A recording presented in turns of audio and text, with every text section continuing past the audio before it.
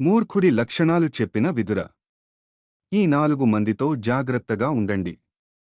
కురుక్షేత్ర యుద్ధ సమయంలో విదురుడికి ధృతరాష్ట్రుడి మధ్య జరిగిన సంభాషణ తరువాత విదుర నీతిగా ప్రసిద్ధి చెందింది. ఇది ఆధ్యాత్మికత, నైతికత, ఆదర్శ జీవితం, ఆచరణాత్మక జ్ఞానంల అద్భుతమైన కలయిక.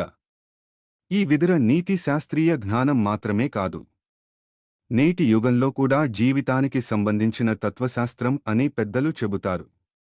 విదురుడి మంచితనం, నీతి నిజాయితీ ఉన్న వ్యక్తి మాత్రమే కాదు, ఇతనిలో అతి గొప్ప లక్షణం అతని దూరదృష్టి, నిజం మాట్లాడే ధైర్యం.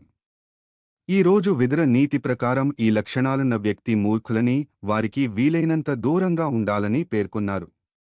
ఆ లక్షణాలను గుర్తించే మార్గాన్ని తెలుసుకుందాం. మహాభారతంలోని గొప్ప వ్యక్తుల్లో ఒకరైన మహాత్మ విదురుడు మంచి ఆలోచనాపరుడు, నీతి కలిగిన వ్యక్తి, ఆదర్శ పురుషుడు. ఆయన తన విధానాలు, ఆలోచనల కారణంగా హస్తినాపురానికి ప్రధానమంత్రి పదవిని సాధించారు. ఆయన విధానాలు ప్రస్తుత యుగంలో కూడా చాలా అనుసరణీయంగా ఉన్నాయి. ఆయన తన విధానాలలో మానవజాతి సంక్షేమం కోసం అనేక ముఖ్యమైన విషయాలను చెప్పారు. ధృతరాష్ట్ర మహారాజు దాదాపు అన్ని విషయాలలోనూ విదురుడి సలహా తీసుకునేవాడు. మహాభారత యుద్ధానికి ముందు మహాత్మా విదురుడు, ధృతరాష్ట్రుడి మధ్య జరిగిన చర్చను విదుర్ నీతి అని అంటారు. విదురుడు మూర్ఖుడికి ఉన్న 4 లక్షణాల గురించి చెప్పాడు. ఈరోజు ఆ లక్షణాలు ఏమిటో తెలుసుకుందాం. ఎవరైనా తమ జీవితంలో మోసం, నష్టం బారిన పడకుండా ఉండాలంటే వారిని గుర్తించి అలాంటి వ్యక్తి నుంచి దూరంగా ఉండాలి. ఎందుకంటే అలాంటి వ్యక్తులతో పరిచయం కూడా మిమ్మల్ని పతనానికి తీసుకుని వెళ్ళవచ్చు. ఎప్పుడూ కోపంగా ఉండే వ్యక్తులు. విరుద్ధ నీతి ప్రకారం మూర్ఖుల సంకేతాల్లో ఒకటి ఎప్పుడూ కోపంగా ఉండడం. ఏ పని చేయలేని వ్యక్తి, ఏ విధమైన పని చేయని వ్యక్తి ఇతరులపై కోపాన్ని వ్యక్తం చేస్తూ ఉంటాడు. అంతేకాదు, ఎటువంటి కారణం లేకుండా ఎప్పుడూ కోపంగా ఉండే వ్యక్తులు పెద్ద మూర్ఖులు. అలాంటివారు పదే పదే ఇతరులపై తమ కోపాన్ని వ్యక్తం చేస్తారు. వారి వల్ల ఎటువంటి ప్రయోజనం ఉండదు. ఏదైనా పనిలో తప్పు జరిగితే వారు తమ కోపాన్ని ఎదుటి వ్యక్తిపై చూపిస్తారు. అలాంటి వారు మూర్ఖులు. వీరికి దూరంగా ఉండాలి.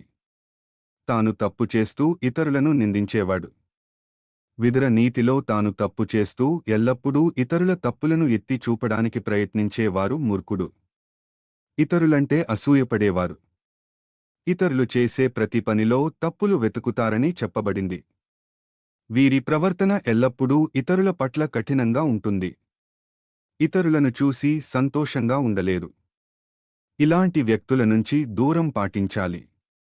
జీవితంలో అవకాశం దొరికినప్పుడల్లా వీరు మిమ్మల్ని మోసం చేయవచ్చు. పూర్వీకుల శ్రాద్ధ కర్మలను ఆచరించనివాడు.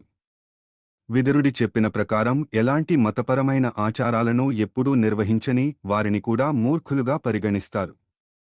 తల్లిదండ్రుల లేదా పూర్వీకుల శ్రాద్ధ కర్మలు చేయని వారు లేదా వారి శాంతి కోసం ఎటువంటి మతపరమైన ఆచారాలు చేయని వారు మూర్ఖుల వర్గంలోకి వస్తారు. అలాంటి వ్యక్తులు వారి జీవితంలో ఎల్లప్పుడూ ఇబ్బందులను ఎదుర్కోవాల్సి వస్తుంది. నిజమైన స్నేహితుడు లేనివాడు. మీరు జీవితంలో మోసపోకుండా లేదా నష్టపోకుండా ఉండాలనుకుంటే నిజమైన స్నేహితులు లేని వ్యక్తుల నుంచి దూరంగా ఉండండి. అలాంటి వ్యక్తులు చాలా దుర్మార్గులు, స్వార్థపరులు కనుక వారు మీతో కూడా గొడవ పడవచ్చు. అటువంటి వ్యక్తి మూర్ఖుడితో సమానం. లాంటి వారితో స్నేహం చేయడం సరైనది కాదని విదురుడు సూచించాడు.